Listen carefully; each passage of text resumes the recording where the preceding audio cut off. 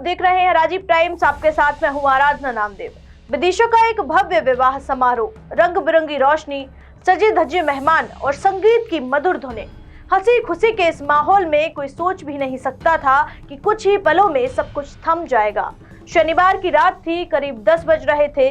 महिला संगीत का कार्यक्रम अपने शबाब पर था। स्टेज पर खड़ी थी परिणीता, इंदौर की रहने वाली, खुश मिजाज और डांस की दीवानी। यह शादी उसके मामा जी की बेटी की थी और वह महीनों से इस दिन का इंतजार कर रही थी।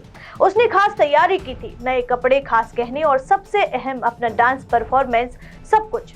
स्टेज पर आते ही उसने धड़कनों को तेज कर देने वाला मिक्स्ड सॉन्ग लगाया और पूरे जोश से नृत्य करने लगी।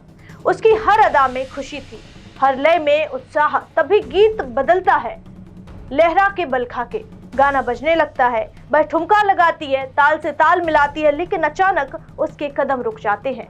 शरीर कांपता है और बिना किसी चेतावनी के वह खड़े खड़े ही मंच पर गिर पड़ती है। कुछ सेकंड के लिए कोई समझ ही नहीं पाया कि हुआ क्या है। सबको लगा शायद यह मजाक कर रही है, यह डांस का ही कोई स्टेप है। लेकिन जब उसने कोई हरकत नहीं की तो शादी में मौजूद रिश्तेदार दौड़ पड़े। कुछ डॉक्टर भी थे, उन्होंने तुरंत सीपीआर देना शुरू किया, लेकिन परिणीता की जिंदगी की सांसें थम चुकी थी।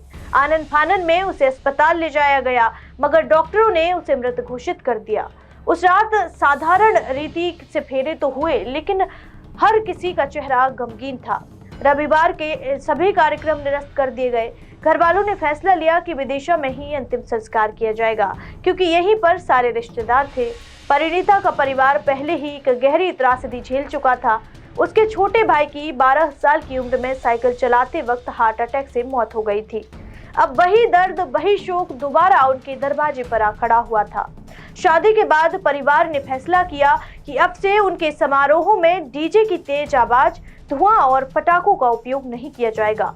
परिणीता चली गई, लेकिन उसकी मुस्कान, उसका अधूरा डांस और वह आखिरी स्टेप सबकी यादों में हमेशा के लिए बस गए।